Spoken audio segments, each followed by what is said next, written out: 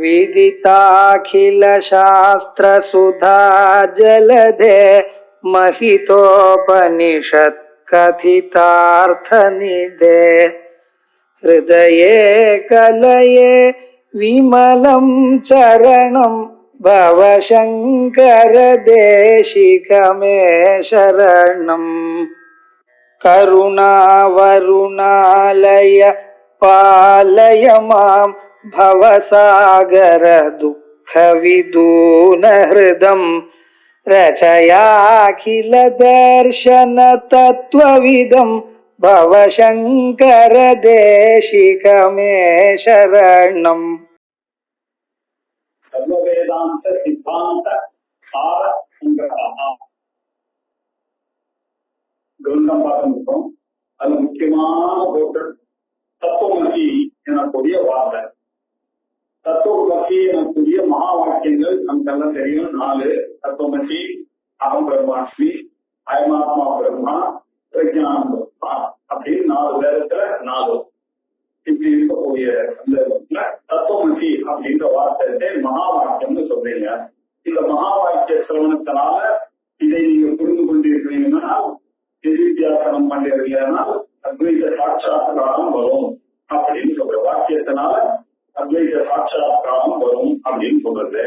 அப்போ அந்த வாக்கியத்தை புரிந்து கொண்டாதான் சாட்சாத்காரமாக ஏற்படும் இல்லையா? அப்போ புரிஞ்சுக்கலாம் பார்த்தா தத்து துவம் அதி அப்படின்னு படிச்சிருக்கு. நீ அதுவாக இருக்கிறாய் அப்படின்னு சொல்றது. தத்து அது அசி அதுதான் நீ அப்படின்னு சொல்றது. அதுதான் நீ அப்படின்னு சொன்னா அதுனாக்க என் மனதில் இருக்கக்கூடியது என்ன அப்படின்னாக்க இறைவன் சுதந்திரனாக இருக்கக்கூடியவர். நான் எப்படி இருக்கேன்? பரதந்திரனா இருக்கேன், துக்கஜீவனா இருக்கேன், சித்தி ஜீவனா இருக்கேன். நான் எப்படி அதுவா இருக்க முடியும் அப்படின்னு தோணுது. அப்படின்னா என்ன அந்த வாக்கியத்துல ஏதாவது விஷயம் இருக்கா அப்படின்னு சொல்லுவோம். சரி, வாக்கியம்னா என்ன அப்படின்னு பார்த்தா 2 பதங்களை நீங்க ஒன்னா வச்சா அது ஒரே விபக்தியில தான் படிச்சாதான் அது கரெக்டா வரும். எப்படி அப்படின்னாக்க நீலோ கடா அப்படின்னு சொன்னேன்னு வச்சுக்கோங்க. நீளம் கடம் 2 பிரதம விபக்தி ஏகாவதனத்துல இருக்கணும். நீலோ கடா அப்படின்னு சொன்னாங்க நீளமான குடம் அப்படின்னு நான் புரிஞ்சுட்டேன். அதே மாதிரி தத்துவம் அப்படின்னு சொன்னீங்கன்னா அதுவே நான் என்று புரிஞ்சுக்கலாம். அப்ப தத்துன்றது விசேஷமா இருக்கும், இது விசேஷமா இருக்கும். நீளம் அப்படின்றத எதுக்கு சொல்றேன்? அப்ப நிறைய விஷயங்கள் இருக்கு, அது எல்லாத்தையும் ஒதுக்கிட்டு அந்த நீளமா இருக்கக்கூடிய அந்த உத்தமம் அந்த அதியை எடுத்துடுவாங்க. ஆம்பல் முறை எடுத்துக்கொண்டு வாருங்கள் அப்படின்றதுக்காக சொல்றேன். இப்ப விசேஷமா இந்த தத்துன்றது உங்களுக்கு எப்படி விசேஷமாக ஆகும் இல்லையா? அதாவது அவர் சர்வைக்கியனா இருக்க, இவர் சிந்திக்கியனா இருக்க, அவர் சுதந்திரனா இருக்க, அவர் இவர் இருக்கிறார், இந்த பரதந்திரனாக இருக்கிறார். அவர் அகங்காரமே இல்லாம இருக்கார், இவன் அகங்காரத்தோட நான் எனக்குரிய எண்ணத்தோட கூடியவனாக இருக்கிறார். இப்படிப்பட்ட விசேஷங்களை வைத்துக் கொண்டு பிரம்மத்தோட என்னை எப்படி அவர் ஒன்னா சேர்க்க முடியும் அப்படின்ற ஒரு தகவல். அதனால அவன் என்ன சொல்ற, அப்பா வாக்கியத்தை புரிந்து கொள்ளணும்னா விசேஷ விசேஷமாகவும் சம்சர்க்கம், அந்த 2 வார்த்தைகளும் சம்சர்க்கமாக ஆச்சுன்னாக்க விசேஷ விசேஷமாகவும் வந்தது. ஆனால் அது வாக்கியார்த்தத்தை போதிக்கும். நீலோப்பலா அப்படின்ற ஒரு மிஷ்ட பலம் அப்படின்னாக்க திரிப்பான பழம் அப்படின்னு சொன்னோம்னாக்க அது இதுவும் ஒன்னா இருந்ததுனாக்க விசேஷமாக பண்ணணும்னு வரணும்னா அது கொஞ்சம் பொருந்தமான. ஏன் விருத்த தர்மமாக இருக்கக்கூடிய ஜீவனுக்கும் விருத்த தர்மமாக இருக்கக்கூடிய ஈஸ்வரனும் எப்படி அது ஒன்னா இருக்கும்? அது எப்படி இருக்கு அப்படின்னு சொன்னார்னா பனி துகினோ இவ அப்படின்னு நெருப்பும் பனியும் ஒன்னா இருக்கிறது எப்படியோ இருட்டும் வெளிச்சமும் ஒன்னா இருக்கிறது எப்படியோ அப்படி இருக்கும் பொழுது அது என்னமா இந்த மகா வாக்கியமானது அர்த்தத்தை இந்த சப்தார்த்தத்தை உண்டு பண்ணும். பரஸ்பர விலட்சணம் இருக்கு அப்படின்னு ஒரு தடவை பார்த்தோம். அதற்கு பிறகு 725வது பிரத்யக்ஷாதி விரோத ஸ்யாத் இதி ஐக்யேதயோ பரித்யக்தே ஸ்ருதி வச்சன விரோதோ பவதி மகான் ஸ்மிருதி வச்சன விரோதஸ்ய. இதுல சார் பிரத்யக்ஷம் முதலிய பிரமாணத்தினால பார்த்தோம்னா, பிரத்யட்சமா பார்த்தீங்கன்னாக்க நீங்க பாருங்க, நான் இங்க உட்கார்ந்து இருக்கேன், ஒரு இடத்துல இருக்கேன், அவர்கள் எங்கும் இருக்கக்கூடிய தெரியும். எப்படி சார் நானா இருக்க முடியும் இல்லையா இப்படின்னு சந்தேகம் வருது, பிரத்யட்ச விரோதம் வருது. அப்போ ஜீவனும் ஈஸ்வரனும் ஐக்கியம் அப்படிங்கிறது ஒத்துக்கொள்ள முடியாது. அதனால அதை கைவிடுவோம், தெரியல சார் அப்படின்னு சொல்லிடலான்னு பார்த்தா பிரச்சனை வருது சார். நமக்கு வேற இதே எல்லா ஒப்பீனியனும் எழுதுவது மகான் உறுதி வைக்கனா இல்லையா, பெரிய பெரிய சுருட்டி எல்லாம் இருக்கு. அந்த உபனிஷத் எல்லா ரிஷிகள் என்ன, ஆச்சாரிய பாஷ்யம் என்ன, யாக்கியர் என்ன இல்லையா, சனத்குமார் என்ன, சாட்சாத் சுப்பிரமணிய சுவாமி சனத்குமார் சம்மாதம், நாவல் பாட்டமும் சனத்குமாரனுடைய வச்சனம், இது எல்லாம் அப்ப பொய்யா இருப்பேன் விரோதம் ஏற்பட்டுச்சுன்னா சார், பகவத்கீதையில அர்ஜுனனுக்கு கிருஷ்ணன் சொல்றதெல்லாம் தப்புன்னு சொல்றா நீங்க அப்படின்னு கேட்டுக்கு உங்க பதில் இல்லை தங்காக்க. ஆகையினால ஈவனும் ஈஸ்வரம் ஒன்றுன்னு சொன்னா பிரத்யட்சத்துக்கு விரோதம் ஏற்படுகிறது ரைட்டு. ஆனா அதனுடைய ஐக்கியத்தை எதிர்கொள்வதை விட்டோம்னாக்கா ஜீவன ஈஸ்வரனும் ஒன்றுன்னு கூறக்கூடிய வேத வாக்கியங்கள் ஸ்ருதி வாக்கியங்கள் இதெல்லாம் விரோதமா போயிடும் நமக்கு. இப்ப என்ன பண்றது அப்படின்னு கேட்டாரு. பிரத்யக்ஷாதி விரோதஸ்யாத் இதி ஐக்யேதயோ, இது ரெண்டுத்துக்கும் பிரத்யக்ஷாதி விரோதம் தான் பரிந்துரைச்சு விட்டுடுவோம் கைவிட்டுலாம் அப்படின்னு சொன்னா மகான் ஸ்ருதி வச்சனா, மகத்தான ஸ்ருதி வச்சனங்கள் இல்லையா, பெரிய பெரிய ரிஷிகளுடைய வாக்கியம், வேத வாக்கியம், ஸ்ருதி வச்சனங்கள் இதெல்லாம் விரோதமா ஆயிடுமே அப்படின்னு சொல்றாங்க இல்லையா. அதுதான் முடிச்சோம். 726வது ஸ்லோகம். ஸ்ருத்யா அபி ஏகத்வம் அனயோஹோ தாத்பர்யேன நிகத்யதே முஹு தத்துவமசி இதி அஸ்மாத் அங்கீகார்யம் ஸ்ருதேர் வசஹ. ஸ்ருத்யா அபி ஏகத்வம் என்றால் இது ரெண்டும் ஒண்ணு. அனையோகோ, அனையோகம்னா அப்படி ரெண்டு, எப்படி ரெண்டு அப்படின்னாக்க ஜீவனும் பிரம்மமும் ஒண்ணு அப்படின்னு சொல்றது. அது எப்படி சொல்றது, தாத்பர்யேன நிகத்யதே இல்லையா, சத்வித தாத்பர்ய லிங்கங்களோட சேர்ந்து எல்லா மகான்களும் அப்படி வியாக்கியானம் பண்ணியிருக்காங்க. உபகிரமம், உபசம்ஹாரம், அத்தியாசம், அபோதா, பலம், அர்த்தவாது, உபபத்தி எல்லாம் பிரயோக பலம் எல்லாம் இருக்கு சார். 6 வித தாத்பர்ய லிங்கங்களை வைத்து இந்த சுதிவாக்கியத்தை போட்டா அது பக்கா பொருந்துகிறது அப்படின்னு சொல்லி சொல்றது. ஜீவனும் ஒண்ணு அப்படின்னு. சரி, இப்போ சுத்தியாபி ஏகத்துவம் அனைவோ தாத்பர்யேன நிகழ்த்தியது. சுத்தி என்னடான தாத்பரியத்தோட நீ அதுவாகத்தான் இருக்கிறாய் அப்படின்னு சொல்றது. ஈஸ்வரம் நீயும் ஒண்ணுதான் அப்படின்னு சொல்றது.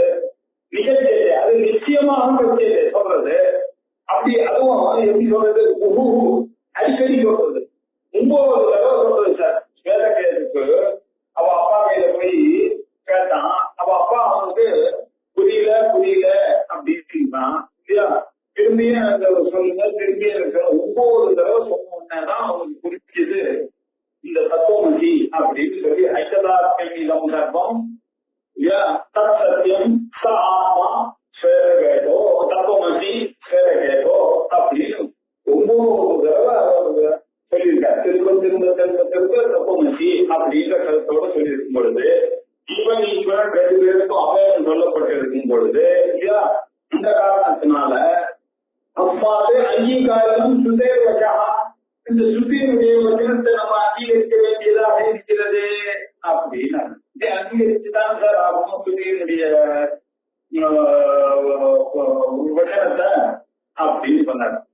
சொல்லிட்டு அதுக்கப்புறம் 727வது ஸ்லோகம். வாக்கியார்த்தத்வே விசிஷ்டஸ்ய சம்சார संसर्गस्य वा पुनः अयथार्थतया सोऽयं वाक्यार्थो नमतः श्रुतेः वाक्यार्थत्वे विशिष्टस्य संसर्गस्य च वा पुनः अयथार्थतया सोऽयं वाक्यार्थो नमतः श्रुतेः. சரி, ஸ்ருதி இப்படி புரியுது. அது எப்படி புரியுதுன்னு பார்த்தா, இந்த விசேஷத்தோடு கூடியதாக அந்த சம்சர்க்கம் ஏற்படுகிறது. தத்து கோமாசி, நீளம் உட்பலம் மாதிரி, மிஷ்ட பலம் மாதிரி, தத்து தோம் அப்படி விசேஷத்தோட இந்த சம்சர்க்கமானது ஏற்பட்டிருக்கு தொம்மோட. இதுதான் வாக்கியார்த்தம் அப்படின்னு சொன்னா அது யதார்த்தமாக இல்லை, நமக்கு சரியா புரியாது. எப்படி சார் நாம் போய் ஈஸ்வரனா இருக்க முடியும் அப்படின்னு அயதார்த்ததையா யதார்த்தம் இல்லாமல் இருக்கிறது. அதனால சோயம் வாக்கியார்த்தம், இந்த வாக்கியார்த்தமானது சுதே நமதா வேதத்திற்கு சம்மதம் இல்லை. விசேஷத்துடன் கூடியதையோ வேறு சம்பந்தத்தையோ வாக்கியார்த்தமாக சொன்னால் அது பாதிதமாகிற காரணத்தினால அது வாஸ்தவமா வாக்கியார்த்தம் ஆகாது இல்லையா? அது வேத சம்மதமா ஆகாது. ஏன் ஸ்ருதி என்ன சொல்றது? தத்தேத்வம் அசி அப்படின்னு நீங்க ரெண்டு பேரும் ஒருதான் சொல்றது. 728ல சொல்ற அகண்டைக ரசத்வேன வாக்கியார்த்தா ஸ்ருதி சம்மதா. அகண்ட ஏகரசத்வேன, கண்டமே இல்லாமல், கண்டம்னா 4 ஏக கண்டத்வயம் அப்படின்ற பிளவு பிரிவு. அகண்டம்னா பிரிவில்லாததான் ஏகரசம் ஒரே ரூபமாக இருக்கிறது தான் இந்த வாக்கியார்த்தத்தினுடைய ஸ்ருதி சம்மதா அர்த்தா. எப்படி இருக்கு? நீதான் அந்த பிரம்மம், அந்த பிரம்மன் தான் நீ அப்படின்னு சொல்றது. அந்த பிரம்மன் தான் நீ அப்படின்னு கிளியரா சொல்றது. அது சொல்லும் பொழுது அது என்ன சொல்றது? ஒரே சொரூபம் தான் அந்த பிரம்மமும் நீயும் அப்படின்னு வேற்றுமை இல்லாமல் ஏகரசத்தோட இருக்கிறது தான் அதனுடைய பொருள். அந்த வாக்கியத்துக்கு அர்த்தம் அதுதான் வேதத்துக்கு பொருத்தம் அப்படின்னு சொல்றது. சரி, அது என்னதான் ஏகரசம் அப்படின்னா ஸ்தூல சூக்ஷ்ம பிரபஞ்சஸ்ய சன்மாத்திரத்வம் புனః புனः தர்சயித்வா சுஷுப்தௌ சத்பிரம்மாதிந்தத்வம் ஆத்மனः. சாந்தோக்கியோபனிஷத்தை ஸ்வேதகேதுவுக்கு எப்படி அப்பா உபதேசத்தை ஆரம்பிச்ச அப்படின்னா, சதேவ சௌமியா இதமக்கர ஆசி ஏகமேவா த்விதீயம் பிரம்ம அப்படின்னு சாந்தோக்கியோபனிஷத்துல இப்படிதான் ஆரம்பிக்கிறாரு. ஏகமேவ அத்விதீயம் பிரம்ம அப்படின்னு ஆரம்பிச்சார். சொல்லி அப்பா இந்த உலகம் இதுக்கு முன்னாடி இருந்தாக்கு முன்னாடியும் சத்தாக தாம்பாய் இருந்தது அப்படின்னு சொல்லி ஸ்வேதகேதுக்கு சொல்ல ஆரம்பிச்சார். சதேவ சௌமியா இதமக்ர ஆசி ஏகமேவ அத்விதீயம் தத்க ஏக ஆபு சதேவ இதமக்ர ஆசி ஏகமேவ அத்விதீயம் தஸ்மாத் அசதா சஜ்ஜாயதே குதஸ்து கலு சௌமியா அப்படின்னு போயிட்டு இருக்கு. இந்த உபநிஷத்துல இந்த ஸ்தூல பிரபஞ்சம் சூக்ஷ்ம பிரபஞ்சம் இது எல்லாமே சன்மாத்திரத்துவம் சத்ஸ்வரூபமாக இருக்கும் தன்மையை புனகா புனகா திரும்ப திரும்ப எடுத்து சொல்றாரு. அவர் அந்த பஜனுக்கு உபதேசம் பண்ணும்போது இந்த ஸ்தூல ஸ்தூல பிரபஞ்சமும் சூக்ஷ்ம பிரபஞ்சமும் ஒன்றுதான் சார். இது சத் ஏகத்துவம் பிரதர்ஷிக்கும் இல்லையா?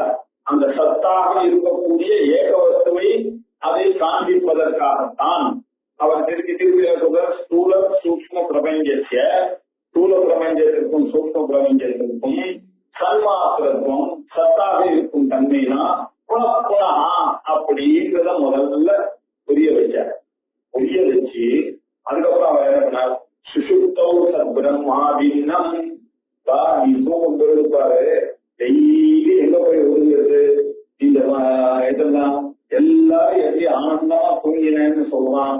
எல்லாரும் போய் அந்த சத்பிரமத்தோட தான் எல்லாரும் ஒடுங்கும். இது நமக்கு பகவான் காமிக்கிறதுக்காக தான் இந்த தூக்கத்தை கொடுத்துருக்காரு.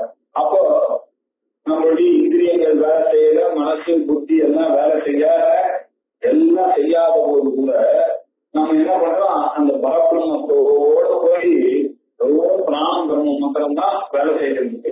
அப்ப நம்ம பிரம்மத்தோட இருக்கக்கூடிய நிலை இருக்கு இல்லையா, இதை காண்பிச்சார் தர்ஷயித்வா. அதுக்கப்புறம் என்ன சொன்னார், இல்ல சத் பிரம்மாபின்னத்துவம், இந்த பிரம்மத்தோட வேறுபடாத தன்மை தான்பா உன்னுடைய தன்மையும் ஆத்மனஹா அப்படின்னு, இந்த ஆத்மாவுக்கும் அந்த தன்மை தான்பா இருக்கு அப்படின்னு உபதேசம் பண்ணி, அங்க என்னெல்லாம் சாந்தோக்கிய உபநிஷத் சட்ட அந்த சட்டாத்தியாயங்களை சொன்னாரோ இல்லையா, சாந்தோக்கிய சட்டம் ரொம்ப ஃபேமஸ் ஆச்ச. இந்த சாந்தோக்கிய சட்டத்துல சொன்ன விஷயத்த அப்படி ஒரு ஸ்லோகத்துல அந்த ஒரு 4-5 கண்டமா சொன்னதை அப்படியே ஒரு லைன்ல போட்டார், ஒரு ஸ்லோகத்துல அவர் போட்டார் இல்லையா. அப்படி சொல்லி உபபாத்திய அடுத்தது 730 உபபாத்திய சதேகத்துவம் பிரதர்ஷயித்தும் இச்சையா ஐயதாத்மிவிதம் சர்வம் இத்யுக்தை வித்யுக்வைவ சதாத்மனோஹ பிரவீதி ஸ்ருதி ஏகத்துவம் பிரம்மணஹ அத்வைத சித்தயே. உபபாத்திய இப்படி சத் பிரம்மமும் ஆத்மாவும் அபிநந்தா அப்படின்னு எடுத்து கூறினோம். உபபாத்திய அதை எடுத்துரைத்து அதற்கு பிறகு இல்லையா, சத்தாக இருக்கும் தன்மையாகத்தான் இதுவும் இருக்கிறது அதுவும் இருக்கு. சத்வஸ்துவின் ஏகதன்மையில் தான் அது பிரதர்ஷயித்தும் காட்டுவதற்கு இச்சையா அந்த விருப்பத்தோட எப்படி முடிக்கிறார் அப்படின்னா, ஒவ்வொரு இதுவும் முடிக்கும் பொழுது அவர் என்ன சொல்றாரு, ஐததா திவிதம் சர்வம் இல்லையா தத்துவமசி ஸ்வேதகேதோ அப்படின்னு ஒவ்வொரு தடவையும் சொல்றாரு. ஏஷா இல்லையா ये ऐतदात्मिदं सर्वं तत्सत्यं स आत्मा तत्त्वमसि श्वेतकेतो इति भूय एव भगवान् विज्ञापयतु. திரும்பியும் भूय एव भगवान् विज्ञापयतु அப்படின்னு கேட்கிறோம். திரும்பியும் அவர் சொல்றார், சொல்லி கடைசியா சொல்லி திரும்பியும் அவர் வந்து தத்துவமசி ஐந்தாத்மிதம் சர்வம் தத்சத்யம் स ஆத்மா தத்துவமசி श्वेतकेतो அப்படின்னு இப்படி திரும்ப திரும்ப திரும்ப திரும்ப ஐததாத்மியம் இதம் சர்வம், இந்த பிரபஞ்சங்கள்னா இந்த ஸ்வரூபம் தானே ஏகதேவ ஆத்மஸ்வரூபம், இந்த பிரம்மஸ்வரூபமும் ஆத்மஸ்வரூபமும் ஒன்றுதான். ஐததாத்மியம் இதம் சர்வம் அப்படின்னு உத்வா ஏவ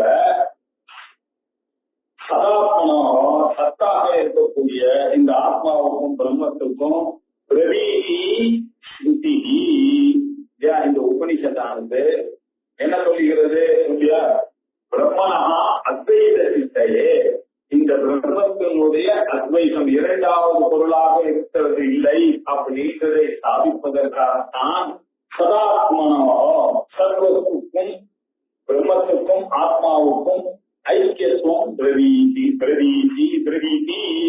ஐக்கியத்தை எடுத்துரைக்கிறது. சாந்தோக்கியோபநிஷத்துல சத்வஸ்து ஒன்றுதான் இருக்கு அப்படின்னு சொல்லி, ஸ்தூல பிரபஞ்சமும் சூக்ஷ்ம பிரபஞ்சமும் சத்ஸ்வரூபமாக தான் இருக்கு, சுழுப்தியில் அந்த ஆத்மா பிரம்மத்தோடு வேறு இல்லாமல் இருக்கிறத சொல்லி, இந்த பிரபஞ்சம் எல்லாம் அந்த சத்ஸ்வரூபம் தான் சொல்லி, இரண்டாவது பிரம்மமானது அத்வைதம் இரண்டாவது இல்லை என்பதை வெளிப்படுத்துவதற்காக சத்துங்கிற பிரம்மமும் ஆத்மாவும் ஒன்று அப்படின்னு அந்த சாந்தோக்கிய சத்தத்துல சொல்லக்கூடிய விஷயங்கள் எல்லாவற்றையும் சொல்லியிருந்தார் அப்படின்னு இந்த 729 730 சொல்லிட்டார்.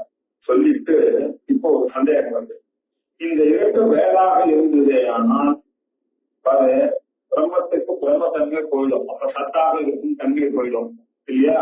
அப்ப அந்த ஜீவன் வேற பிரம்ம வேற, நீங்க கொஞ்சம் போனா போகுதுன்னு கொஞ்சம் நீங்க வந்து சாதா எடுத்துட்டீங்கன்னாக்கா அத்வைத சித்தாந்தமே பாதிச்சிரும்பா இல்லையா, பிரம்மத்துக்கு அத்வைதமே சித்திக்காம போயிடும் இல்லையா. பெருமான அர்த்தம் எல்லா இடத்துலயும் இருக்கக்கூடியவர் தானே பெருமான். அப்படி இருக்கும்போது எங்காலும் அப்புறம் உண்டாக்க அவர் பெருமான் இல்லையா, அவர் பெருமானா இருக்கணும் என்றால் இந்த ஆளுமையே அவருக்கும் ஆள் இல்லாம பெருமாளாக இருக்க முடியாது அப்படின்னு சொல்ல முடியாது.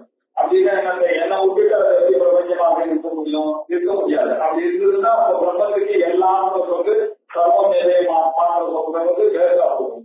ஆகையினால இதை ஒத்துக்கொள்ளவே முடியாது அப்படின்ற விஷயத்தை இப்போ 731 சொல்ற சக்தி பிரபஞ்சே ஜீவேவா அத்வைதத்வம் பிரம்மா குதா அதத்தையோ அகண்டத்வம் ஏகத்வம் ஸ்ருதி சம்மதம்.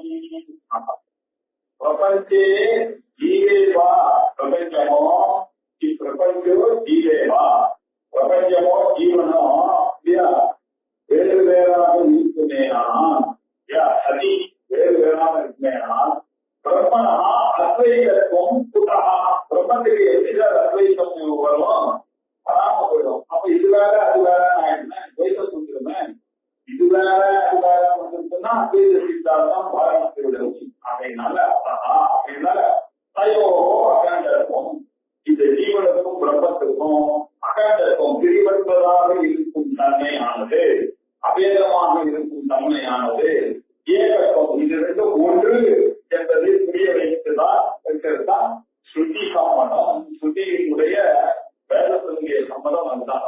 பிரபஞ்சமோ ஜீவனோ வாஸ்தவமாக தனியாக இருக்குமே, ஆனால் பிரம்மத்திற்கு இரண்டற்ற தன்மை எப்படி இருக்கும்?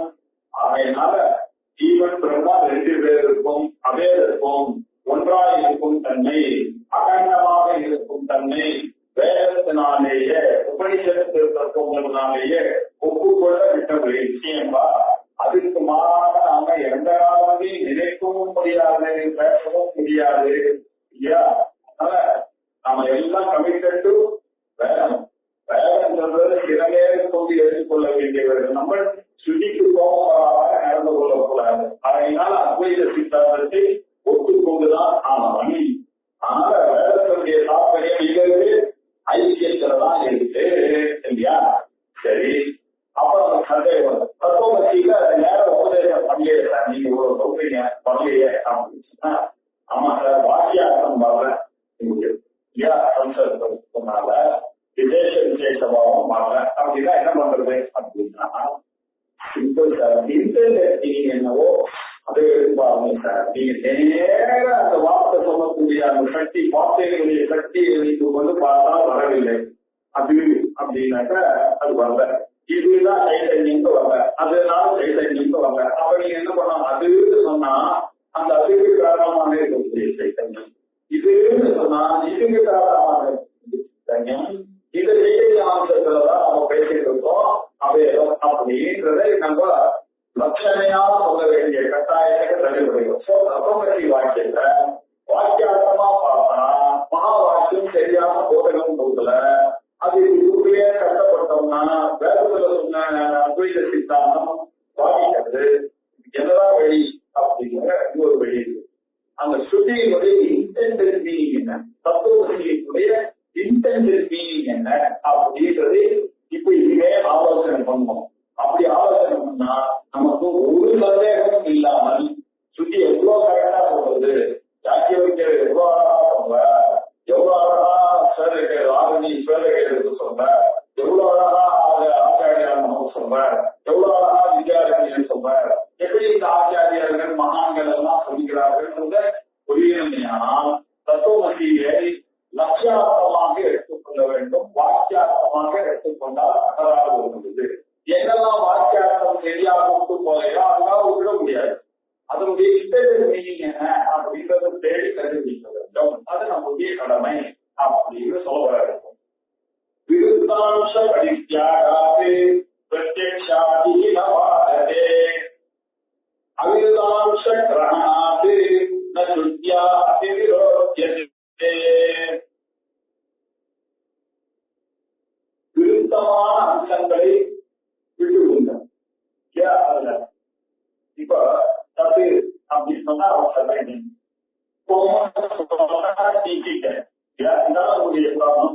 அந்த அம்சத்தை விட்டுவிடும். இப்படி விட்டுட்டீங்கன்னா பிரத்யட்சமா நீங்க பாக்குறது அது பாதிக்காது. பிரத்யட்சா பாருங்க, நீங்க இப்ப அதே அர்த்தத்தை சொல்றது அப்படின்னு நான் என்ன சொல்றேன், எது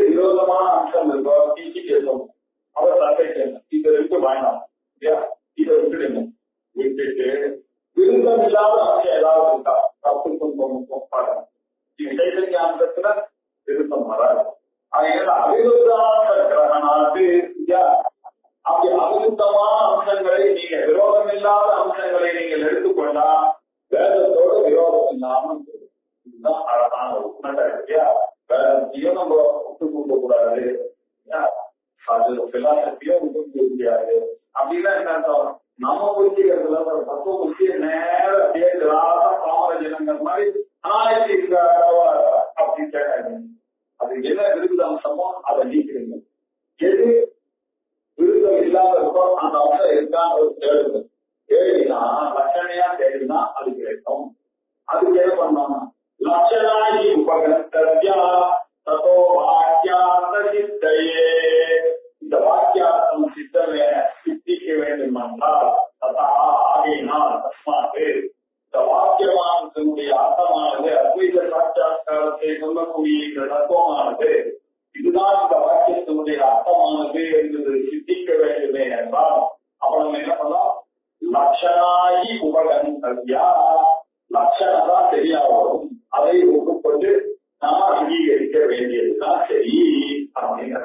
சரி, அந்த லட்சணை எவ்வளவு அவசியம் ஒண்ணு, அது எத்தனை விதம் அப்படிங்கிற விஷயங்கள்லாம் 734 இருந்து 762 வரைக்கும் சொல்றாங்க இல்லையா? நம்ம லட்சணைகள் என்ன அப்படின்னு லட்சணம் என்ன? ஜகல் லட்சணம் அப்படின்னு ஒண்ணு இருக்கு, அஜகல் அப்படின்னு இல்லையா? அதுக்கப்புறம் ஜகாஜகல் லட்சணம் அப்படின்னு இருக்கு. இதையே வாக லட்சணம், தியாக லட்சணம், வாக தியாக லட்சணம் அப்படின்னு சொல்றது இல்லையா? அப்படின்னா என்ன? வாக தியாக லட்சணம்னா அதுல இருக்கக்கூடிய விருத்தமான அம்சத்தை தியாகம் பண்ணிடணும். அதுல இருக்கக்கூடிய அவைலபிளாக இருக்கக்கூடிய ஒரு விசேஷத்தை எழுந்து கொள்ளுங்கள். வாகத்தியாக லட்சணம். இந்த வாகத்தியாக லட்சணத்தின் மூலமாக தத்துவமசி என்பதை அனலைஸ் பண்ணோம்னா அது அத்வைத சாட்சாத்காரம் எனக்கூடிய ஸ்ருதியினுடைய அந்த தாத்பரியத்தை, நம்முடைய மகான்களாக இருக்கக்கூடிய ஆச்சாரியர்களுடைய தாத்பரியத்தை காப்பாற்றி அப்படின்னு சொன்னார் இல்லையா? லட்சணம். இப்போ ஜெகல் லட்சணம் அப்படின்னா தியாக லட்சணம் அப்படின்னா கங்காயா கோஷா அப்படின்னு இடச்சேரி, கங்கையில இடச்சேரி அப்படின்னு சொன்னாங்க. இப்போ இந்த வார்த்தை சொன்னோம்னா எனக்கு கோபம் சார், கங்கையில தண்ணி இருக்கும், இருக்கும், அங்க எப்படி சார் இருக்கும், அங்க எப்படி சார் ஒரு விஷயம் இருக்கும், அங்க போய் எப்படி சார் ஒரு விஷயம் இருக்கும், அங்க எப்படி சார்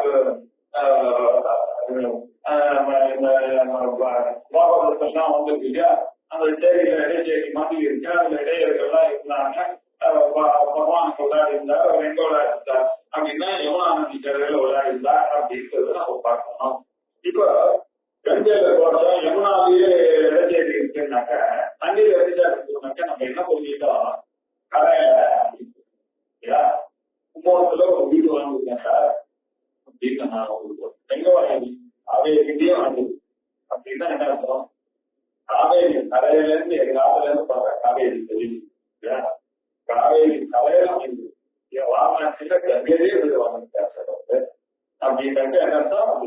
உலகாட்சியில் அவர் வீடு எங்க இருக்குன்னா கங்கையிலே இருக்கார் அப்படின்னா என்ன அர்த்தம்? கங்கை கரையில கங்கைக்கு ரொம்ப சமீபமாக இருக்கு. நான் சொன்ன வார்த்தை கங்கையில இருக்கு. நீங்க என்ன பண்ணுறீங்க? கங்கையை விட்டுவிட்டு கரையை எடுத்துட்டீங்களா? புரிய இருக்கும். இது ஜகல் லட்சணையினால புரிய இருக்கக்கூடியதான ஒரு சென்டென்ஸ் இல்ல. இப்ப நம்ம இந்த தத்துவமசிக்கு அப்ளை பண்ணி பார்க்கணும் இல்லையா? ஜகல் லட்சணம் வருமானா அங்கேயும் வரும். சரி, அஜகல் லட்சணம் அப்படின்னு அப்படின்னா என்ன அர்த்தம்? வாக லட்சணம் தியாகம் பண்ணாமே புரிந்து கொள்ள வேண்டும். அதுக்கு என்ன எக்ஸாம்பிள்? பேருக்கு போலாம், போகும்போது அங்க வெள்ள குதிரை வெள்ள குதிரையானது ஓடுறது. இவன் என்ன சொல்றான்? பக்கத்துல இருக்கவங்க வெள்ள ஓடுறதுப்பா, வெள்ள ஓடுறதுப்பா. அது எப்படி வெள்ள ஓடுமா? வெள்ள குதிரை ஓடுறது நம்ம புரிஞ்சுக்கிறோம். ஆனா இந்த வெள்ள குதிரையில இருக்கு. இந்த சமயத்துல நம்ம என்ன பண்ணா ஒரு குதிரையை அடிஷனலா சேர்த்து புரிஞ்சுக்கணும். ஆனா வெள்ளைய உடல் அங்க கங்காயம் கோஷகால கங்கையை விட்டு கலைய வைக்கலாம். இங்க வெள்ளைய முதல்ல குதிரையை வச்சுட்டு நம்ம ஊழியலாம். ஜனவரி தாவரத்தி வெள்ளை ஓடுறது பாஸ்டா ஓடுறது பாருங்க, வெள்ளை ஓடுறதுன்னு அப்படி இருந்தோம்னா வெள்ளை குதிரையை நாம புரிந்துக்கிறோம். இது தான் இருக்கு.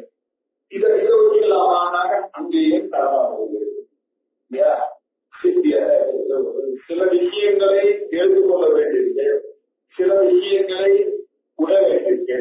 அதனால விட்ட லட்சணையை தான் எடுத்துக்கணும், விடாத லட்சணையை தான் எடுத்துக்கணும், பாக லட்சணையை தான் எடுத்துக்கணும், தியாக லட்சணையை ஒக்கணும், இப்படி ஜக லட்சணையை ஒக்கணும், அஜக லட்சணை இப்படி எல்லாம் சொன்னா தெரியாது. அதனால நம்ம என்ன பண்ணோம், ஜக லட்சணை.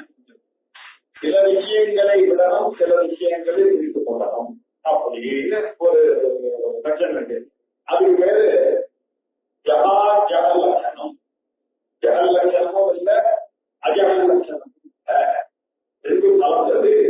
அது எப்படி அப்படின்றதுக்கு சோயம் தேவதா அப்படின்னு ஒரு வச்சன சாஸ்திரம் இருக்காங்க.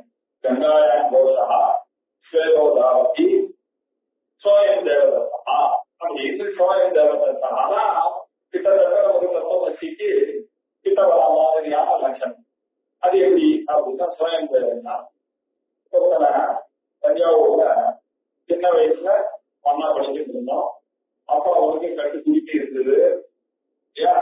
அவன் பாட்டுக்கு ஒரு வயசு கட்டிட்டு ஸ்கூலுக்கு வருவான், நானும் வருவேன். இப்படி பார்த்து 30 நாள் ஃப்ரெண்டு. ஒரு காலம் மாறி போச்சு. ஒரு 30 வருஷத்துக்கு அப்புறம் அவனை டெல்லியில பார்க்கறான், அவன் பார்க்கணும். அவன் என்ன பார்க்கறான், நான் அவனை பார்க்கறேன். அவன் அப்பா சொன்னேன், அப்பா நீ தஞ்சாவூர்ல இந்த கிராமத்துக்கு சேர்ந்தவனா அப்படின்னு.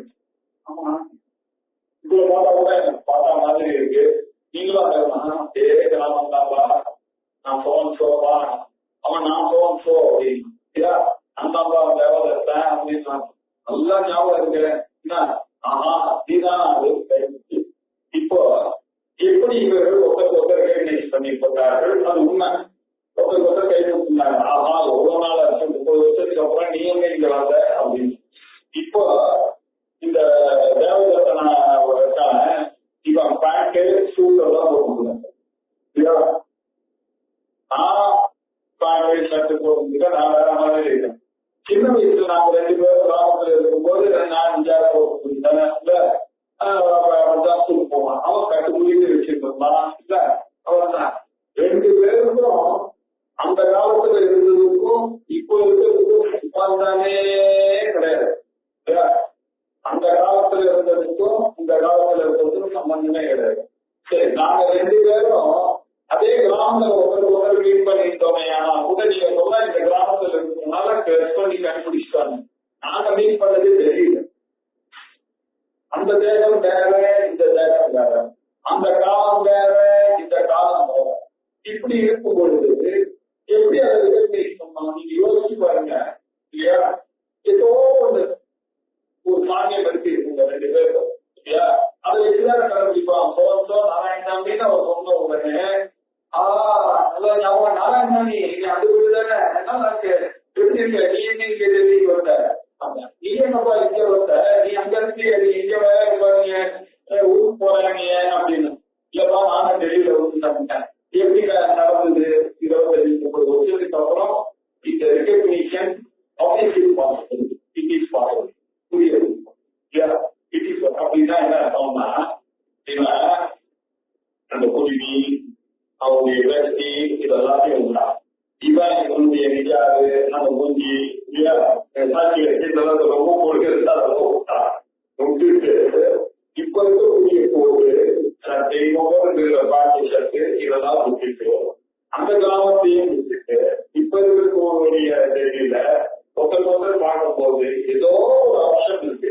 சிலதை விட்டா சிலதெல்லாம் பிடிச்சா இவனுடைய கண்ணடைய அசைவு, இவனுடைய பேச்சு, இவனுடைய அப்பா அம்மாவுடைய மூச்சு எல்லாம் ஞாபகம் இருக்கும் இல்லையா? இத சில அம்சங்களை எடுத்துக்கொண்டு சில அம்சங்களை எடுத்து பார்த்தானே ஆனால் அவனுக்கு அயம் தேவதை, அந்த தேவதத்தன் தான் இந்த தேவதத்தன் அப்படின்ற ஒரு ஜகா ஜக லட்சணையாக புரியுது. இப்படி 3 விதமான லட்சணைகள்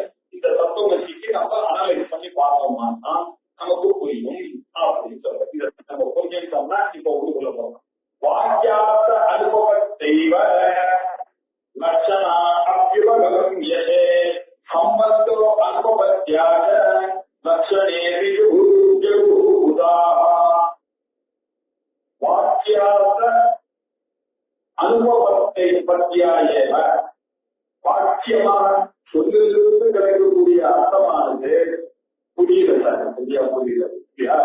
கங்காயாம் கோஷா அப்படின்னு சொன்னா கங்கையில இருக்கிற கோஷம் சரியா புரியல, அந்த வார்த்தையானது புரியல இல்லையா? விஷம் பூஷ்வ அப்படின்னு அப்பா சொல்லியிருக்காரு. விஷம் பூஷ்வன்னு அப்பா போய் பையனை பார்த்து வெட்டத்தை கூட்டிட்டு கொண்டு வராங்க.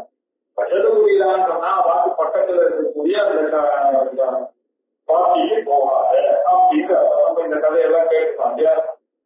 இப்போ வாக்கியாத அனுபவத்தி வாக்கியத்துல சொல்லமான அர்த்தம் அனுபவத்தி இல்லாதீங்களா இருக்கிறதுனால அர்த்தம் பொருந்தாததுனால நம்ம எதுவும் விஷயத்தை கையாள வேண்டும். வாக்கியார்த்தம் எப்போ கையாள லட்சணார்த்தத்தை எடுக்கணும். லட்சணா அப்படி அப்போ லட்சணாவர்த்தி லட்சணையாக அந்த வாக்கியத்தை புரிந்து கொள்ள வேண்டி இருக்கிறது. संबंध अनुभवत्याच लक्षणा इति जगूदाः अनुभवत्या संबंध वाक्यमान अर्थத்துல அன்வயம் சரியா பொருந்ததையானால் சம்பந்தம் சரியா வரலையானால் லட்சணாய் நீங்க புரிந்து கொள்ளலாம் அப்படின்னு உதாஹா ஜகு விஷயம் தெரிந்த வித்வான்கள் தான் சொல்லுகிறார்கள் இல்லையா? கங்காயாம் கோஷமாங்கிற இடத்துல கங்கா பதத்தினுடைய வாக்கியார்த்தமான பிரவாகத்தோட கோஷமாங்கிற பதமானது அன்மயமானதோ அன்மயமாக அனுபவம். அதனால என்ன பண்ணோம், அந்த வாக்கியார்த்தத்தை விட்டுட்டு கங்கையை விட்டுட்டு தீரம் அப்படின்னு சொன்னோம். கங்கா பதத்துக்கு லட்சணையாக தீரம் எடுத்துனா எல்லாம் சரியாக வருது.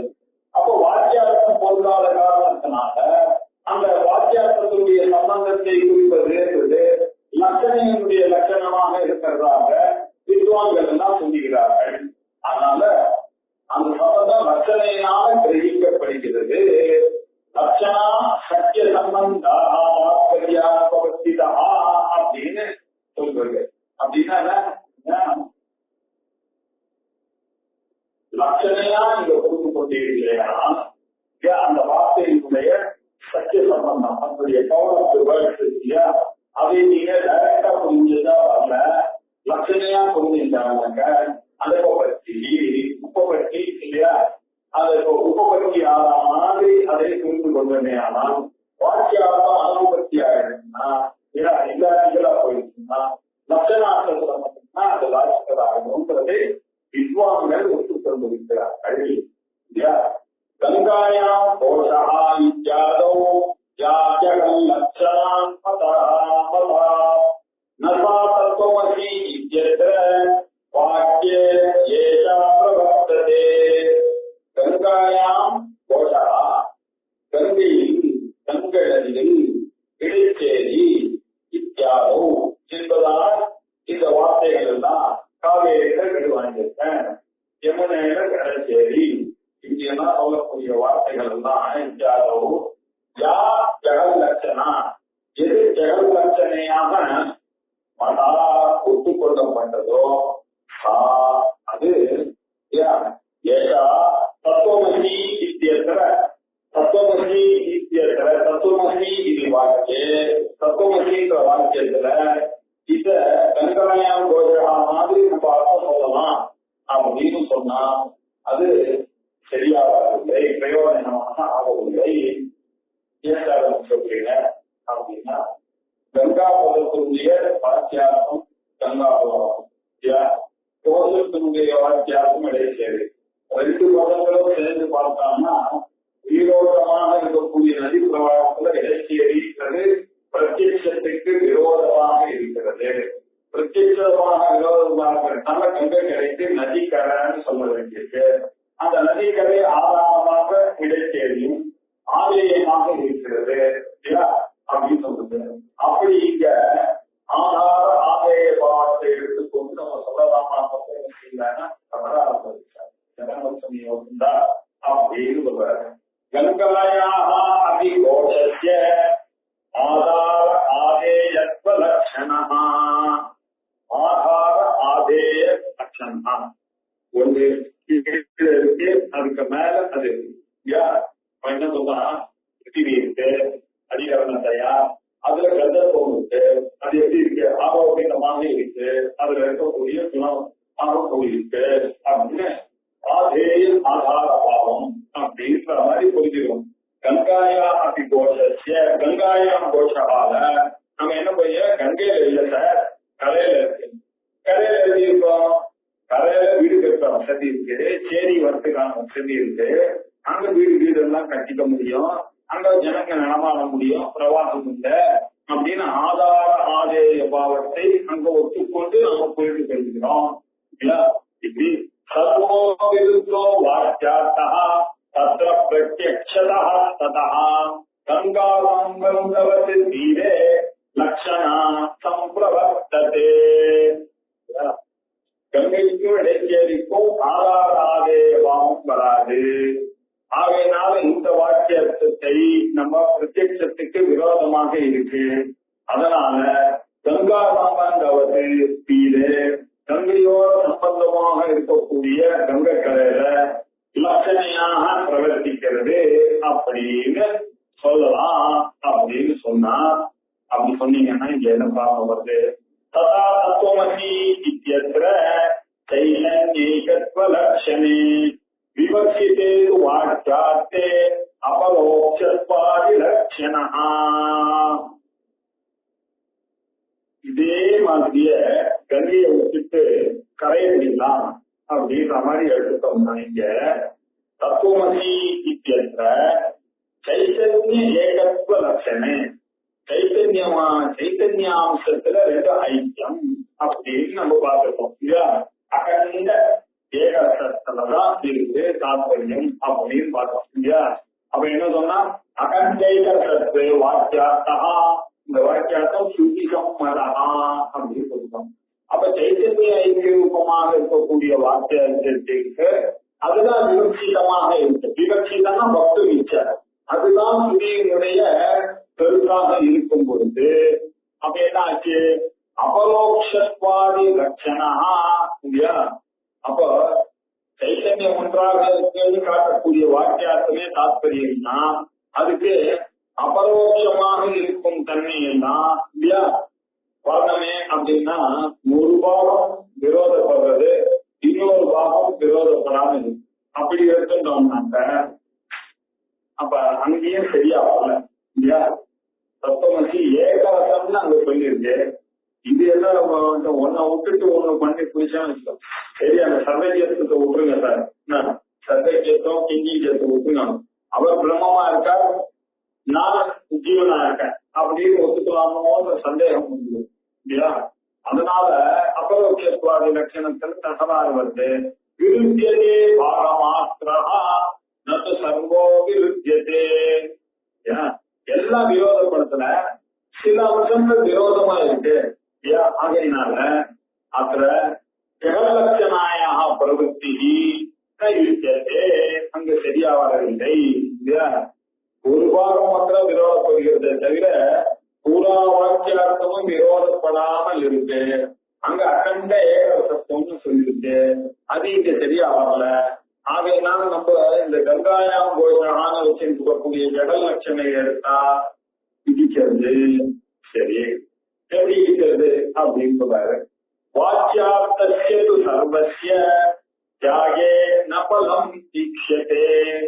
என்ன சார் இது வாக்கியார்த்தம் சொல்லி இருக்குன்னாக்க உருங்கன்னு சொன்ன தியாகத்திலேயே தான் அதுக்கு தாத்பரியம் இருக்க மாதிரி ஆயிடும். இங்க கங்காயாம் கோஷால கங்கையை முழுக்க கழிச்சு போட்டுட்டு கரையை எடுக்கலாம். அந்த மாதிரி நீங்க சைத்தன்யத்தை எப்படி சார் போட முடியுங்களா? இல்லையா? சைத்தன்யத்தை முழுக்க தூக்கி போடலாம். சைத்தன்ய அம்சமா அதுல போயிடும் சார் இல்லையா? மொத்தமா ஜெகல் லட்சணா அப்படின்னு சொன்னோம்னா அதுல இருக்கக்கூடிய வார்த்தையை விட்டுட்டு நான் புரிஞ்சுக்கணும்னா சைத்தன்யத்தையும் விட்டுற மாதிரி ஆகிடும். அதனால வாக்கியார்த்தஸ்ய து சர்வஸ்ய தியாகே நபலம் தீக்ஷதே இல்லையா? நாளிகேர பலஸ்ய இவ கடினத்வதியா திருணா. நாளிகேர பலம் மாதிரி கடினமான புத்தியினால அப்படின்னு மனிதர்களுக்கு கடினமான ஒரு எண்ணம் அது எப்படி இருக்கு அப்படின்னா, தேங்காயின் மேல கொட்டாங்கி இருக்கு, அந்த கொட்டாங்குச்சி எப்படி இருக்கு, இந்த கடினமா இருக்கு. அதனால அதை உடைக்கிறது கஷ்டம், அதை பிரிக்கிறது கஷ்டம். இல்ல சட்டி சாப்பிடணும்னு ஆசையா தான் இருக்கு. போய் அதை போய் வாங்கிட்டு வரணும், அதை உடைக்கணும். உடைச்சி கொடுத்தா நம்மளையே அதை கீழி எழுத சொல்லுவா, நம்மளையே அதை பண்ண சொல்லுவா. அதனால நம்ம என்ன பண்ண, இவ்வளவு கஷ்டங்கள்லாம் வேண்டான்னு 4 பேரை பலர்ச்சிய இல்லையா மொத்தமாவே தேங்காயே ஊற்றி தியாகம் பண்ணி விடலாமா? அப்ப தேங்காயினுடைய பலன் கிடைக்காமே போயிருமே. அது மாதிரிதான் மனிதர்களுக்கு வாக்கியார்த்தசிய சர்வசிய வாக்கியமாக இருக்கக்கூடிய அர்த்தம் முழுமையும் பிரிவிட்டா அதுல இருக்கக்கூடிய சைத்தன்ய அம்சன்ற பலன் கிடைக்காமையே போயிருமே அப்படின்னு ஒரு எக்ஸாம்பிளோட சொன்னாங்க. சரியா? இப்படி கிடைக்காமல் போயிருமே அப்படின்னு. அதே மாதிரி இப்போ கங்கான்ற பதமானது இல்லையா எப்படி சக்தியினால கிடைக்கும் பிரவாகம் இடைவெளியோட விவாதப்பட்டதுனால கரைன்றதை எடுத்துக்கிறோமோ, அதே மாதிரி தத்துவமசியில தத்துவ வாக்கியார்த்தமா இருக்கக்கூடிய விசிஷ்ட சைத்தன்யத்திற்கும் 30 சைத்தன்யத்திற்கும் வாக்கியமாக இருக்கக்கூடிய அர்த்தத்தை முழுவதும் ஒரு மாதிரி ஆகுது. அதனால இந்த ஜெகல் லட்சணை ஒத்துக்க முடியாது. அஜகல் லட்சணை மாதிரி இருக்கா அப்படின்னு அதை பார்ப்போம் அப்படின்னு ஆரம்பிக்கிற. இதனுடைய ஆர்குமெண்ட் ரொம்ப அழகான ஆர்குமெண்ட். இது அடுத்த சனிக்கிழமைக்கு போவோம். ஓம் பூர்ணமத பூர்ணமிதம் பூர்ணமுதச்யதே பூர்ணஸ்ய பூர்ணமாதாய பூர்ணமேவாவசிஷ்யதே. ஓம் சாந்தி சாந்தி சாந்தி. ஹரி ஓம். ஸ்ரீ குருப்யோ நமः. ஹரி ஓம்.